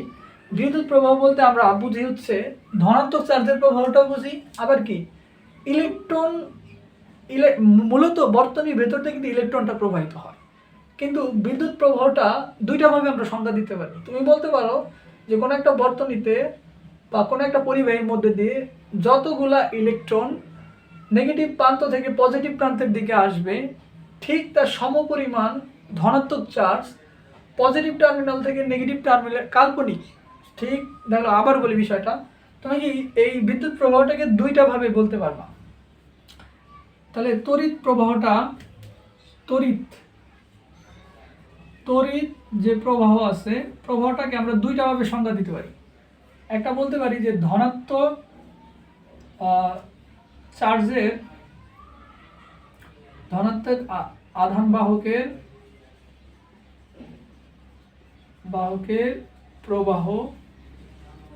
প্রবাহ যেদিকে, সেটাই কি আমার তড়িৎ প্রবাহটা হয়। হ্যাঁ, আরেকটা ভাবে বলতে পারি ঋণাত্মক আধান বাহকের প্রবাহের দিকে তড়িৎটা প্রবাহিত হয়, আর ঋণাত্মক আধান বাহকের বিপরীত দিকে তড়িৎ প্রবাহিত হয়, তড়িৎ প্রবাহ হয়। এটা হচ্ছে কাল্পনিক বলতে পারবা, কাল্পনিক। আচ্ছা দেখো, এখন এই কথাটা দেখো, আমরা জানি মেইনলি হচ্ছে একটা বর্তনীতে নেগেটিভ চার্জের প্রবাহটা হয়। তাহলে একটা বর্তনীতে মাইনাস প্রান্ত থেকে এই তড়িৎ প্রবাহের সংখ্যাটা এইভাবে দেওয়া যায় যে একটা বর্তনীতে মাইনাস প্রান্ত থেকে যতগুলা নেগেটিভ ইলেকট্রন বা যতগুলা নেগেটিভ চার্জ পজিটিভ প্রান্তের দিকে আসবে, একই সাথে অথবা পজিটিভ প্রান্ত থেকে কাল্পনিক ধনাত্মক চার্জ ঠিক ইলেকট্রনের সমপরিমাণ কাল্পনিক ধনাত্মক চার্জ প্লাস থেকে মাইনাসের দিকে যাবে। এইভাবে তড়িতের সংখ্যাটা বলা যায়। ঠিক আছে, মেইন কথা, যতগুলা নেগেটিভ চার্জ নেগেটিভ প্রান্ত থেকে এই বর্তনী ঘুরে পজিটিভ প্রান্তের দিকে আসবে, অনুরূপভাবে আমি বলতে পারি এই পজিটিভ প্রান্ত থেকে ততগুলো নেগেটিভের সমান পরিমাণ বা নেগেটিভ ইলেকট্রনের সমপরিমাণ পজিটিভ চার্জ প্লাস প্রান্ত থেকে নেগেটিভ প্রান্তের দিকে যাবে। এটাও বিদ্যুৎ প্রবাহ হয়। বিদ্যুৎ প্রবাহটাকে আমরা সাধারণত পজিটিভ চার্জের প্রবাহ হিসেবে ধরে নেব, তবে পজিটিভ চার্জটা কিন্তু কাল্পনিক এবং এটাই ইলেকট্রনের সমপরিমাণ চার্জ। কিন্তু এই কথাটা আমি একটু ক্লিয়ার করি। ধরো, তুমি বলতে পারো যে স্যার, আপনি বলতেছেন যে ইলেকট্রনের সমপরিমাণ পজিটিভ চার্জ কাল্পনিক চার্জ কিভাবে? দেখো, ধরো তোমাকে এই জিনিসটা একটু ক্লিয়ার করি। দেখো, দুইটা ঘটনা আসলে একই কথাই। ধরো কোনো বাক্সের ভিতরে 7টা ধরো ইলেকট্রন আছে আর 4টা ধরো পজিটিভ চার্জ আছে, আর আরেকটা বাক্সের ভিতরে ধরো 7টা না, ধরো 3টা বলছি। আরেকটা বাক্সের ভিতরে ধরো 6টা পজিটিভ ইলেকট্রন আছে আর 4টা হচ্ছে ধরো 4টা হচ্ছে নেগেটিভ ইলেকট্রন আছে। এখন এই বাক্সের ভেতরে আমি একটা কাজ করলাম, এখান থেকে একটা ইলেকট্রন এখানে নিয়ে আসলাম, অর্থাৎ এই পাত্র থেকে একটা ইলেকট্রনকে এই পাত্রে নিয়ে আসলাম, একটা ইলেকট্রন নিয়ে আসলাম। ইলেকট্রন নিয়ে আসলে পরবর্তীতে দেখবা এই বাক্সের ভিতরে ইলেকট্রন কয়টা হচ্ছে, 8টা ইলেকট্রন হচ্ছে না, আর 3টা কি ইলেকট্রন পজিটিভ চার্জ ছিল। একটা ইলেকট্রন বেড়ে গেছে, এখানে একটা ইলেকট্রন কি কমে যাবে। কমে যদি যায়, কমে যদি যায় তাহলে এখানে মোট চার্জ কতটুকু হবে, মোট চার্জ হবে দেখো, তাহলে এখানে 5টা কি ইলেকট্রন থাকবে, কারণ তিনটাকে কি নিরপেক্ষ করে দেবে, বাকি 5টা ইলেকট্রন এখানে অবশিষ্ট থাকবে। এখানে দেখো একটা ইলেকট্রন কিন্তু কমে গেছে, তাহলে 6টা ই প্লাস, আর এখানে হচ্ছে তোমার 3টা কিন্তু ই মাইনাস আসবে, একটা এই সাইডে চলে আসছে। তাহলে এখানে বাকি বা নিট চার্জ কতটুকু, নিট চার্জ হচ্ছে 3টা কিন্তু ই প্লাস। দেখো এটা আসছে। এখন আমি একটা কাজ করব, এই বাক্স থেকে একটা পজিটিভ চার্জ এই বাক্সে নিয়ে যাবো। তাহলে দেখো এখানে ছিল 7টা ই মাইনাস 3টা ই প্লাস, এখান থেকে একটা ইলেকট্রন আমি কি করলাম, তোমার হচ্ছে এই যে এখানে কি ছিল 6টা ইলেকট্রন না, 6টা ই প্লাস আর ছিল 4টা ই মাইনাস। দেখো সেম ঘটনাই আমি কি করলাম, এখানে প্রথমে একটা এই বাক্স থেকে ইলেকট্রন এই বাক্সে আনলাম, তাহলে আমার নিট চার্জ কয়টা ছিল, 5টা। আর এখন দেখবো এখান থেকে একটা পজিটিভ চার্জ এই বাক্সে নিয়ে যাব, তাহলে একটা ই প্লাস নিয়ে যাব। ই প্লাস নিয়ে গেলে তখন আমার কি আসবে, এই বাক্সে একটা ই প্লাস কমে যাবে, তাহলে 7টা ই মাইনাস 2টা ই প্লাস। ওকে, আর এই বাক্সে কিন্তু একটা আবার ই প্লাস বেড়ে যাবে, তাহলে 7টা ই প্লাস 4টা কত ই মাইনাস। ঠিক আছে, এখন তুমি একটু নিটটা হিসাব করো তো দেখি, নিট হিসাব করলে এখানে কয়টা আসবে, 5টা ই মাইনাস, আর এখানে আসবে হচ্ছে তোমার হচ্ছে 3টা ই প্লাস, কারণ দুইটা মিলে নিরপেক্ষ হয়ে যাবে, আর বাকি 5টা ই প্লাস ই মাইনাস থেকে যাবে। আর এখানে তিনটা মিলে হচ্ছে, সরি 4টা মিলে নিরপেক্ষ হয়ে যাবে, বাকি 3টা কিন্তু ই প্লাস এখানে থেকে যাবে। তাহলে দেখো ঘটনাও কিন্তু দুইটা একই, অর্থাৎ একটা পাত্র থেকে নেগেটিভ চার্জ আনলাম, নিট চার্জে 5টা রইলো, আবার একটা পাত্রে যদি ই পজিটিভ চার্জ বা প্লাস চার্জকে অন্য পাত্রে নিয়ে যাই, তাও কিন্তু আমার রেজাল্ট একই বাট ঘটনা কিন্তু দুইটা, রেজাল্ট একই বাট ঘটনা দুইটা। ওইরকম আমরা এই তড়িৎ প্রবাহের ক্ষেত্রে আমরা বলতে পারি, তড়িৎ প্রবাহটা বলতে পারো মাইনাস প্রান্ত থেকে যতগুলা ইলেকট্রন প্লাস প্রান্তের দিকে আসলো, যতগুলো ইলেকট্রন আসলো ঠিক তার সমপরিমাণ কাল্পনিক ধনাত্মক চার্জ পজিটিভ প্রান্ত থেকে নেগেটিভ প্রান্তের দিকে যাবে। এইটা হচ্ছে আমাদের মানে তড়িৎ প্রবাহের সংজ্ঞাটা। তড়িৎ প্রবাহ এইভাবে আমরা দিতে পারি। ঠিক আছে, তাহলে দেখো আমরা এখন হিসাব করতে চাই তারণ বেগটা, যে তারণ বেগ কখন সৃষ্টি হবে। তারণ বেগটা হচ্ছে এই যে যখন আমি ব্যাটারিটা যুক্ত করছি না, তখন এই ব্যাটারি যখন আমি যুক্ত করছি তখন এই যে ইলেকট্রন কিন্তু তার প্রকৃতি বেগে যাইতে পারবে না। কারণ কি, কখন প্রকৃত বেগে ছিল, ধরো এই তারটা কাটা আছে, তখন ইলেকট্রন সে একটা স্বাধীন মতো কিন্তু পরিবাহীর মধ্যে মুভ করবে। কিন্তু যখনই আমি একটা পরিবাহী তার এটার মধ্যে যুক্ত করবো, তখন ইলেকট্রনে কিন্তু এই দিকে একটা বল কাজ করবে, কারণ এই প্লাস মাইনাসকে টানবে, তখন তার আর প্রকৃত বেগটা থাকবে না। যে বেগে সে এই পরিবাহীর ভেতর অতিক্রম করবে, এই বেগটাকেই মূলত আমরা তারণ বেগ বলবো। আচ্ছা, তাহলে আমরা দেখো, আমরা তারণ বেগটা আমরা একটু সুন্দর করে এটা অঙ্কন করি। তারণ বেগের সংজ্ঞাটাকে লিখি। তাহলে তারণ বেগ হচ্ছে কোনো পরিবাহীর মধ্যে দিয়ে আধান বাহক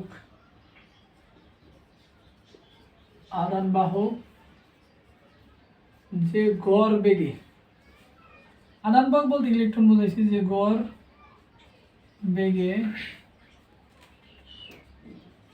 প্রবাহিত হয়, যে বেগে প্রবাহিত হয় এই বেগকে আমরা হচ্ছে তারণ বেগ বলে। ঠিক আছে, এখন এই তারণ বেগটা আমরা হিসাব করব। তাহলে আমি তোমাকে একটা কিছু আগে দেখে নিই। ধরো একটা পরিবাহীর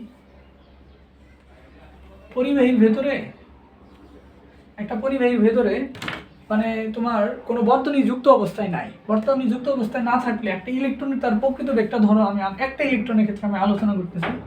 ধরো ইলেকট্রনটা প্রথমে এইদিকে যাবে, তার ইচ্ছা মতো এখানে তো আরেকটা অ্যাটম থাকবে, এটার সাথে একটা সংঘর্ষ প্রাপ্ত হবে, তখন সেই দিকে আসলো। একটা ইলেকট্রনের টান বোঝাচ্ছে। পরে এখানেও আরও অ্যাটম আছে বা ইলেকট্রন আছে, এর সাথে সংঘর্ষ হয়ে আবার এইদিকে যাবে, তারপর ঠিক আবার এইদিকে আসবে। মানে এখানে অ্যাটম আছে, এরকম সংঘর্ষে কিন্তু বিভিন্ন দিকে সে কি যাইতেই থাকবে। এটা একটা ইলেকট্রনের ধরো পরিবাহী মানে শুধু পরিবাহিত, অর্থাৎ কোনো বর্তনী যুক্ত নাই, এই অবস্থায় হচ্ছে তার গতি, এই অবস্থায়। এখন এই যে আমার পরিবাহীটা, এই পরিবাহীর মধ্যে যখন আমি ব্যাটারিটা যুক্ত করব, ধরো বর্তনী যুক্ত করব বা বিভব পার্থক্যের সৃষ্টি করব, তখন এই যে ইলেকট্রন, ধরো এই দিকে বিদ্যুৎটা প্রবাহিত হচ্ছে, ঠিক আছে, ইলেকট্রনটা প্রবাহিত হবে ঠিক তার বিপরীত দিকে, এই দিকে, অর্থাৎ তাহলে বিদ্যুৎটা প্রবাহিত আমার এই দিকে, বা আমরা ধরো হ্যাঁ ঠিক আছে এই দিকে। তখন দেখো এই ইলেকট্রনটা কি তার প্রকৃত যে বেগ ছিল, মানে বর্তনীতে যুক্ত অবস্থা, বর্তনীতে যুক্তের পূর্বে তার যে প্রকৃত বেগ ছিল, এই বেগে সে গতিশীল থাকতে পারবে? সে কিন্তু থাকবে। তার গতিপথের কিন্তু একটু পরিবর্তন হবে বা বিকৃত হবে। কিরকম বিকৃত হবে? ধরো আমি লাল কলম দিয়ে এটা দেখাই, হ্যাঁ, কালি মনে হয় শেষ হয়ে গেছে। আচ্ছা দেখো, তখন কি তার গতিপথের একটু বিকৃত হবে। বিকৃতি কিরকম হবে? দেখো গতিপথটা একটু চেঞ্জ হয়ে যাবে। ধরো এই যে দিকে চেঞ্জ হলো, আবার এই দিক প্রাপ্ত হইলো, হ্যাঁ, আবার ধরো এই দিক প্রাপ্ত হবে, এরকম কিন্তু তার গতিপথের একটা চেঞ্জ হবে, এই পরিবর্তন হবে। তাহলে এই যে এক্সটা সে বর্তনীতে যুক্ত করা অবস্থায় তার যে একটা দূরত্বের পরিবর্তন হইল না, একটা দূরত্ব, একটা ইলেকট্রন, এই দূরত্বটাকে, এই যে দূরত্ব, অর্থাৎ এই কালো তীর চিহ্ন থেকে লাল তীর চিহ্নের জন্য যে একটা দূরত্বের পরিবর্তন হইল না, এই দূরত্বটাকে আমরা এল দ্বারা প্রকাশ করবো। হ্যাঁ, এটাকে এল দ্বারাই প্রকাশ করব। তাহলে দেখো এই ইলেকট্রনটা এই যে এক্সট্রা একটা দূরত্ব অতিক্রম করলো না, এই যে বর্তনীতে যুক্ত অবস্থায়, এই দূরত্বটাকে আমরা বলবো ড্রিপ ডিস্টেন্স বা হচ্ছে তারণ দূরত্ব, ঠিক আছে, ডিপ ডিস্টেন্স। ধরো এটা হচ্ছে এই যে এল দ্বারাই প্রকাশ করলাম, অর্থাৎ টি সময়ে ধরো এই এল দূরত্বটা অতিক্রম করো এই বর্তনীতে যুক্ত অবস্থায়। তখন এই যে টি সময় আমি চাচ্ছি, তাহলে তার একটা নির্দিষ্ট বেগের পরিবর্তন হয়েছে। বেগের পরিবর্তন বলতে মানে বেগটা কিন্তু চেঞ্জ হয়েছে, তার প্রকৃতিতে যে বেগটা ছিল এখন কিন্তু আর ওই বেগ নাই। তাহলে ধরো টি সময়ে এই যে এল দূরত্ব অতিক্রম করলো, তার যে যে ডিস্টেন্সটা সেটা হচ্ছে এল। তাহলে ধরো আমরা যে নিয়েছি কালকে তো ভিটি না, তার অতিক্রান্ত দূরত্ব যদি এল হয়, তাহলে তার দূরত্বটা সমবেগেই তো যাবে, এখানে সমবেগে যাবে। হ্যাঁ, তাহলে সমবেগে যদি যায়, তাহলে আমরা বলতে পারবো এই যে ভিডি বা ডিফট ভ্যালোসিটি এল বাই কত টি, এটাই আমরা হিসাব করতে চাচ্ছি। এই ভিটা কত, এটা হচ্ছে হিসাব করবো, আর এলটা হচ্ছে এই যে টি সময়ে এই একটা পরিবাহী বা আধান বাহক যে এক্সট্রা যে দূরত্বটা অতিক্রম করলো, তার প্রকৃত বা ডিফট যে ডিস্টেন্সটা অতিক্রম করলো, এটা হিসাব করব। তাহলে দেখো এটা কিভাবে হিসাব করা যায়, হিসাব একবার ইজি। ধরো এই হচ্ছে আমার একটা পরিবাহী, আমি পরিবাহীর একটা পোর্শন নিয়ে কাজ করবো। আমি চাইলে পুরো নিয়ে কাজ করতে পারি, বাট আমি ধরো এত কিছু অঙ্কনের দরকার নেই। আমি ধরো খালি জাস্ট বিদ্যুৎ প্রবাহটা দেখাইলাম। ধরো বিদ্যুৎটা এইদিকে প্রবাহিত হচ্ছে, হ্যাঁ, বিদ্যুৎ আমার হচ্ছে এইদিকে প্রবাহ হচ্ছে। আচ্ছা, তাহলে ধরো এই পরিবাহীর যে ক্ষেত্রফলটা, প্রস্থচ্ছেদের ক্ষেত্রফল, সেটা হচ্ছে এ। আর আমি ধরো একটা নির্দিষ্ট অংশ নিয়ে কাজ করব, এই যে পরিবাহী, ধরো এই একই তো প্রস্থচ্ছেদের ক্ষেত্রফল, একটা ইলেকট্রন টি সময়ে এই যে এল দূরত্ব অতিক্রম করলো বর্তনীতে যুক্ত থাকা অবস্থায়, এই দূরত্বটা হচ্ছে তোমার এল। ওকে, এই যে সময়টা এটা হচ্ছে টি সময়ে এল দূরত্বটা অতিক্রম করলো। তাহলে এল দূরত্ব যদি অতিক্রম করে, তাহলে আমরা ধরে নেই পরিবাহীর মধ্যে, ধরি একক আয়তনে একক আয়তনে এই পরিবাহীর ভেতরে আধান বাহক সংখ্যা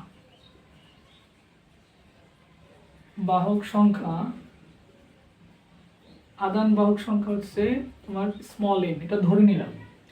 তাহলে এটার ক্ষেত্রফল এ, তাহলে এইটুকু অংশের আমার আয়তনে কতটুকু আধান বাহক আছে এটা আমরা দেখতে চাই। অর্থাৎ এই যে এল দূরত্বের আধান বাহক সংখ্যা কতটুকু এটা আমরা দেখব। তাহলে আমি বলতে পারি যে এইটুকু অংশ আমি বিবেচনা করছি, তাহলে দেখো আমি বলতে পারি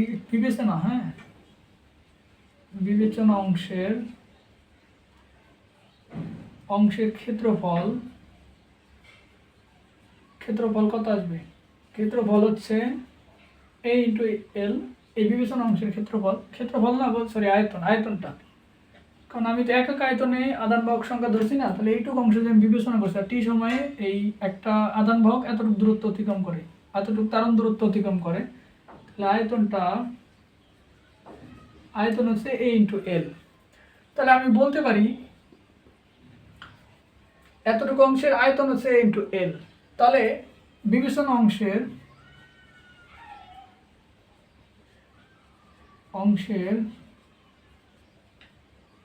আধান বাহক সংখ্যা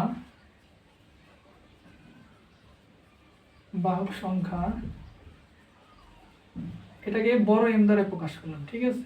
অর্থাৎ এই এল আয়তনের মধ্যে কতটুকু আধান বাহক আছে, এন একক আয়তনে আধান বাহক সংখ্যা ইন্টু হচ্ছে তার ক্ষেত্রফলটা, এন ইন্টু এ এল।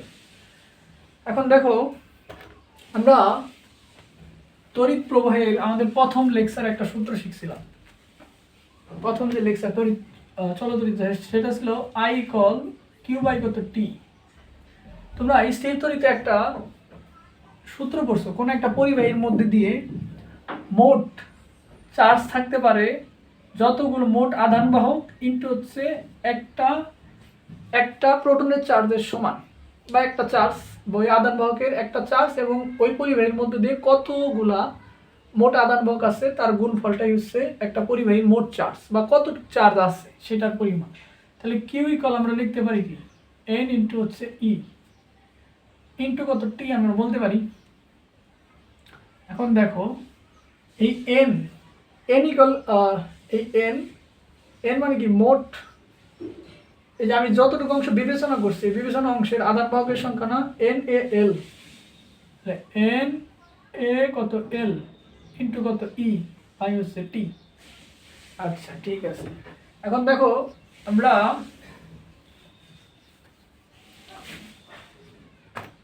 আমরা কি দেখলাম, এই দেখো এই যে এল বাই টি এইটাই ইকুয়াল কি লেখা যায়, যে আমরা প্রথমে তোমাকে দেখালাম না টি সময় যদি এল দূরত্ব যায় তাহলে তার যে ডিপ ডিস্টেন্স ভিটি ইকুয়াল কত ছিল এল বাই টি। তাহলে এল বাই টির পরিবর্তে আমি কি লিখতে পারি ভিডি লিখতে পারি, ভিডি ইন্টু কত এটা ইলেকট্রনের চার্জ, ইলেকট্রনটাই দেখেন আধান বাহক হিসাবে কাজ করবে, তাই এটাকে আমরা কিউ দ্বারা প্রকাশ করি কিউ, অর্থাৎ ই ইকুয়াল কত এখানে কিউ। তাহলে আমরা বলতে যে কোশ্চেনটা পাইলাম সেটা হচ্ছে I equal n A v d q. অনেক বই ভিডি দেওয়া আছে বা আবার অনেক বইয়ে ভিও দেওয়া আছে। তাহলে এই তারণ বেগ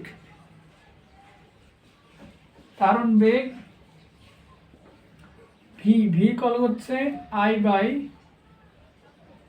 এন এ, দেখো ভি এন আই বাই হচ্ছে ভি এ কিউ, এটাই হচ্ছে আমাদের তারণ বেগ, যেটাকে ভিডি দ্বারা প্রকাশ করা হয় বা তুমি চাইলে ভি দ্বারাও প্রকাশ করতে পারো।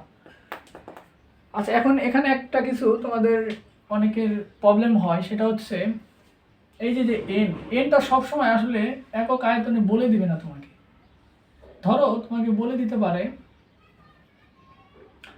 এই পরিবাহীর প্রস্থচ্ছেদের ক্ষেত্রফল হচ্ছে এ, এটা তোমাকে বলে দিবে, এবং এই পরিবাহীর দৈর্ঘ্য ধরো এল সেন্টিমিটার। এটা কি ছিল একক আয়তনে, এটা কি ছিল আবারও বলি একক আয়তনে তোমার আধান বাহক সংখ্যা। তোমাকে ধরো আমরা এই পরিবাহীটার যদি আয়তন ভি হয়, তাহলে ভি আয়তনে আধান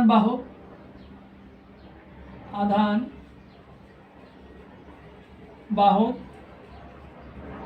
ধরো এন হইল, মানে এই ভি আয়তনে আদান বাহক সেম, তাহলে একক আয়তনে কি হবে আদান বাহক, এটা হচ্ছে এন বাই কত ভি, দ্যাট ইজ তোমার এটাই কিন্তু এন। হ্যাঁ, এটাই কিন্তু আমার এন, এটাই কিন্তু আমার স্মল এন। আচ্ছা ঠিক আছে। আচ্ছা এখন আমরা দেখব কি, তারণ বেগটা তো আমরা দেখলাম, আমরা আর কিছু দেখব, তারপর নেক্সট যে লেকচারে এটার মধ্যে আমরা ম্যাথ করবো এগুলোর। হ্যাঁ, এখন আমরা একটু দেখব যে পরিবাহীটা আসলে কিসের উপর নির্ভরশীল, বা পরিবাহী বলতেছি রোধ কোন কোন বিষয়ের উপর নির্ভর করে। দেখো রোধ, রোধের সূত্র বলতে পারো। দেখো প্রথমে হচ্ছে প্রথম সূত্র, সূত্র যেটাকে দৈর্ঘ্যের সূত্র বলা হয়, দৈর্ঘ্যের সূত্র। আচ্ছা দেখো দেখো একটা পরিবাহী, এই হচ্ছে একটা পরিবাহী, দুইটা পরিবাহী, দৈর্ঘ্যটা যদি ভিন্ন ভিন্ন হয়, এই হচ্ছে দুইটা পরিবাহী। এই দুইটা পরিবাহী ধরো আমি ধরে নিলাম প্রস্থচ্ছেদের ক্ষেত্রফল সেম, দৈর্ঘ্যটা ভিন্ন, এটার L1 এটা কত L2, তাহলে এই দুইটা পরিবাহীর প্রস্থচ্ছেদের ক্ষেত্রফল সেম, দৈর্ঘ্যটা L1 L2 এবং এর উপাদানও সেম। সেম কোনগুলা, সেম হচ্ছে ক্ষেত্রফল সেম, তারপরে এর উপাদান, উপাদান মানে একই উপাদানের তৈরি, উপাদান সেম। ধরো উপাদান সেম, তাপমাত্রাও ধরো নির্দিষ্ট, তাপমাত্রা নির্দিষ্ট, তাপমাত্রা যদি নির্দিষ্ট হয় তাহলে এর এই পরিবাহীর ভিতরে রোধ যদি R1 হয়, এই পরিবাহীর ভিতরে রোধ R2, তাহলে R1 R ইকুয়াল L, আর সমানুপাতিক কত হবে L এর সমান হবে। অর্থাৎ কোনো পরিবাহীর ভেতরে কোনো নির্দিষ্ট তাপমাত্রায় কোনো পরিবাহীর যদি প্রস্থচ্ছেদের ক্ষেত্রফল সেম থাকে এবং উপাদানটাও যদি সেম থাকে, তাহলে এর যে রোধ হবে, পরিবাহী দ্বয়ের যে রোধ হবে তা কি দৈর্ঘ্যের সমানুপাতিক হবে। এটাকে আমরা দৈর্ঘ্যের সূত্র বলতে পারি। তুমি এই যে এক্সাম্পলটা এরকমও বলতে পারো, দেখো দেখো এই পরিবাহীটার দৈর্ঘ্যটা যত বড় হবে রোধটা কিন্তু তত বেশি হবে। কিভাবে, একটা পরিবাহীর মধ্যে দিয়ে আমরা জানি আদান বাহক চলাচল করে যখন বিদ্যুৎটা প্রবাহিত হয়, এখন এর দৈর্ঘ্যটা যত বেশি হবে ওই আদান বাহকগুলা কিন্তু পরমাণু বা ওই আদান বাহকগুলা নিজেদের মধ্যে কিন্তু তত বেশি বাধাপ্রাপ্ত হবে, আর বাধাপ্রাপ্ত যত বেশি হবে তত কিন্তু রোধের সৃষ্টি হবে। হ্যাঁ, তাহলে এইটার দৈর্ঘ্যটা যত, এটার দৈর্ঘ্যের তুলনায় এটার দৈর্ঘ্য বেশি, তাহলে এখানে কি আদান বাহকগুলা কিন্তু বেশি বাধাপ্রাপ্ত হবে, আর এখানে আদান বাহকগুলা কিন্তু একটু কম বাধাপ্রাপ্ত হবে। কম বাধাপ্রাপ্ত যদি হয় তাহলে এটার মধ্যে রোধটা বেশি থাকবে, তাহলে আর গ্রেটার দেন আর গ্রেটার দেন কত R1, ঠিক আছে। অর্থাৎ দৈর্ঘ্য যত বড় হবে তত পরিবাহীগুলোর মধ্যে তত কিন্তু রোধের পরিমাণ বেশি হবে। এইভাবে চিন্তা ভাবনা করতে পারো। ধরো তোমাকে কোনো একটা রাস্তার ভেতরে বা কোনো একটা রাস্তার ভেতরে চোখ বেঁধে তোমাকে এখান দিয়ে যাইতে বলছি, হ্যাঁ, আরেকটা রাস্তা ধরো বড়, এটা যে রাস্তা তার তুলনায় এটা বড়।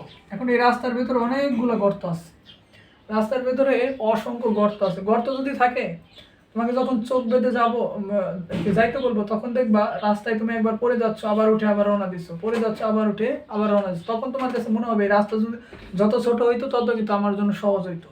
কিন্তু এই রাস্তার মধ্যে দেখো অনেক বড় হইলে তুমি কিন্তু বেশি পড়বা বেশি উঠবা, বেশি পড়বা বেশি উঠবে, তাহলে রাস্তা যত বড় হইতেছে বা বাধা যত বড় হবে তত কিন্তু তোমার কি রোধটার মান কিন্তু তত বেশি হবে। রোধ ডিপেন্ড করে কিসের উপরে, বাধার উপরে। যত বেশি বাধা তত বেশি রোধ। এখন পরিবাহীটা যত বড় হবে তত বেশি কি তোমার বাধাটা বেশি, মানে এই যে আদান বাহকটা কি বেশি তোমার কিন্তু সংঘর্ষে হবে, প্রাপ্ত হবে। আর রোধ আর দৈর্ঘ্যটা যত কম হবে তত কিন্তু পরিবাহীটা কি হবে, সংঘর্ষ কম হবে, ফলে তাদের রোধটাও কিন্তু কম হবে। আচ্ছা এখন দেখো দ্বিতীয় সূত্রটাকে আমরা বলি হচ্ছে ক্ষেত্রফলের সূত্র। এখন এখানে বলা হয় ক্ষেত্রফলের সাথে ক্ষেত্রফলের সাথে রোধের সম্পর্ক হচ্ছে ব্যস্তানুপাতিক।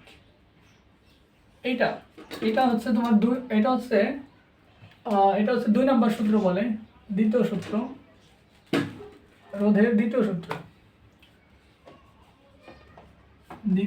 সূত্র যেটাকে বলে ক্ষেত্রফলের সূত্র। রোধের সাথে ক্ষেত্রফল কি ব্যস্ত, অর্থাৎ পরিবাহী ক্ষেত্রফলের ব্যস্তানুপাতিক। যখন আমার এলটা সেম থাকবে, সেম বলতে দুইটার মধ্যে টি কি ফিক্স থাকবে, ফিক্স, এবং হচ্ছে উপাদান সেম যদি সেম থাকে তাহলে তাহলে পরিবাহীর যে রোধটা হবে তা ক্ষেত্রফলের কি হবে, ব্যস্তানুপাতিক হবে। তোমাকে আমি বুঝাই, দেখো ধরো এই একটা পরিবাহী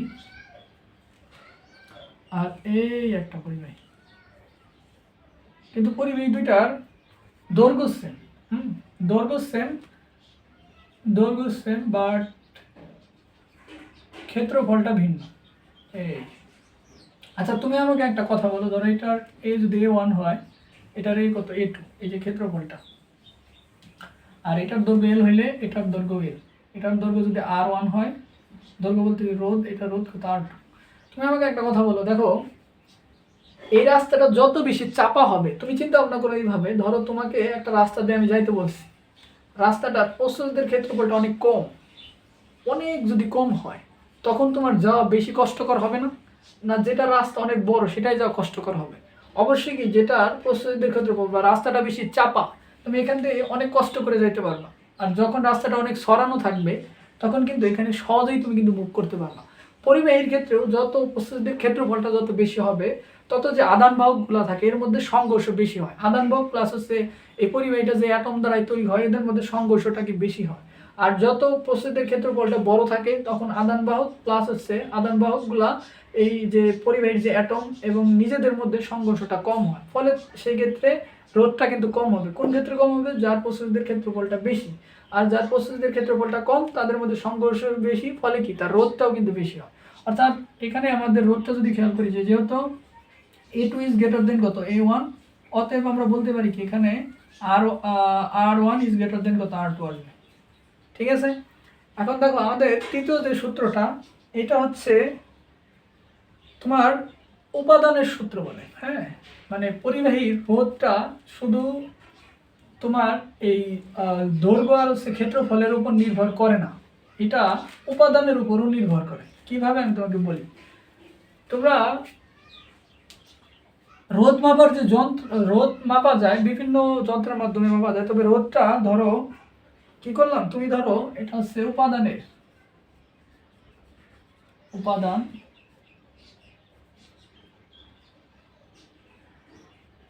সূত্র বলতে পারো। এই ক্ষেত্রে রোধটা হচ্ছে রোধটা নির্ভর করে কি উপাদানের উপর। অর্থাৎ দেখো, ধরো তুমি কোনো একটা পরিবাহী নিলা, পরিবাহীর দৈর্ঘ্য সেম, হ্যাঁ, প্রস্থচ্ছেদের ক্ষেত্রফল সেম, তাহলে তোমার হিসাবে যেহেতু দৈর্ঘ্য সেম, প্রস্থচ্ছেদের ক্ষেত্রফল সেম, তাহলে এই দুটো রোধ আসলে সেম হওয়ার কথা। কিন্তু তুমি ধরো এটাকে করলা একটা মিটার ব্রিজ এনে এই দুটো রোধটা মাপলা, মানে ধরো এটার দৈর্ঘ্য সেম, প্রস্থচ্ছেদের ক্ষেত্রফল সেম, কিন্তু উপাদান দুইটা ভিন্ন। ধরো এটা কপারের তৈরি, অন্য একটা মেটালের এই পরিবাহীটা তৈরি। তখন তোমার কাছে যে আমি ধরো প্রথমত তুমি চিন্তা ভাবনা করছো দৈর্ঘ্য সেম, প্রস্থচ্ছেদের ক্ষেত্রফল যেহেতু সেম, তাহলে এই পরিবাহী রোধটা অবশ্যই সেম হবে। কিন্তু তুমি ধরো এই পরিবাহীটাকে করলা একটা মিটার বীজ নিয়ে আসলা, মিটার বীজ এনে এই পরিবাহীর দুই প্রান্তে তুমি এটা ধরলা, এটার রোধ যা পাবা এটার রোধ দেখবা কি ভিন্ন আসতেছে। তখন তোমার মাথায় একটা চিন্তা ভাবনা আসবে যে এখানে রোধটা সেম ছিল, দৈর্ঘ্যটাও সেম ছিল, বাট উপাদান ভিন্ন হওয়ার কারণে এদের রোধটা কিন্তু ভিন্ন হয়েছে। তখন তুমি বুঝতে পারবা যে পরিবাহীর রোধটা উপাদানের উপরও কিন্তু ডিপেন্ড করে। অর্থাৎ আমরা আগের যে দুইটা সূত্র ছিল, একটা ছিল আর সমানুপাতিক কত এল, আর একটা কি আর ব্যস্তানুপাতিক কিন্তু 1/a। এই দুইটা সূত্রকে যদি একত্রে করি তাহলে এল বাই কিন্তু এ আসে। এখন এই যে এটা উঠাইলে যে একটা সমানুপাতিক চিহ্ন পাবো না, সমানুপাতিক চিহ্নটাকে আমরা হচ্ছে এটাকে রো দ্বারাই প্রকাশ করি, যেটাকে বলে আপেক্ষিক রোধ। এটা হচ্ছে আপেক্ষিক রোধ, একটা ধ্রুবক আনি, এই ধ্রুবকটাই কি আপেক্ষিক রোধ। এই আপেক্ষিক রোধ হচ্ছে উপাদানের উপর নির্ভর করে। এখন যেমন রোধের বিপরীত রাশি, এটা আমাদের রোধের সূত্র। যেমন রোধের বিপরীত রাশিকে আমরা কি বলি, তোমরা এটা দেখবা, মানে নেক্সট ক্লাসে তোমাদের পড়াবো। রোধের বিপরীত রাশিটাকে পরিবাহিতা বলি। হ্যাঁ, 1/2R, এটা হচ্ছে পরিবাহিতা। ঠিক আছে, যে দ্বারা পরিবাহিতা বোঝানো হয় বা রোধের বিপরীত রাশি পরিবাহিতা। এখন আচ্ছা, আপেক্ষিক রোধ না পরিবাহী, আর আপেক্ষিক রোধের এরকম বিপরীত আছে। আপেক্ষিক রোধের বিপরীত রাশিকে আপেক্ষিক রোধের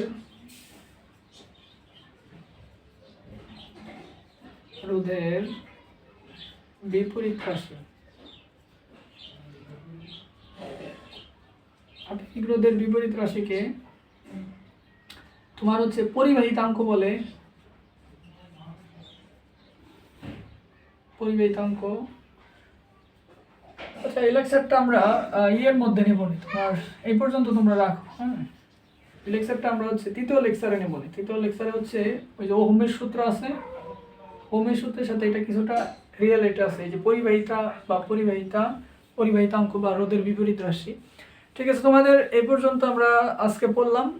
নেক্সট দিন হচ্ছে এই যতগুলো আজকে সূত্র আমরা ডেরিভেশন দেখলাম বা সূত্র আমরা পড়লাম, এই সূত্রগুলোর উপরে আমরা ম্যাথ করব। ম্যাথ করে আমাদের নেক্সট যে লেকচারটা থাকবে সেটা হচ্ছে ওহমের সূত্র। আর হচ্ছে আমরা কি করব, এই যে রোধের সমবায়ের মধ্যে প্রবেশ করে দেবো। ঠিক আছে, তাহলে তোমরা ভালো থাকো। আর যদি ক্লাসটা পছন্দ হয় তাহলে অবশ্যই এই চ্যানেলটাকে সাবস্ক্রাইব করে রাখবা এবং লাইক দিয়ে রাখবা। ঠিক আছে।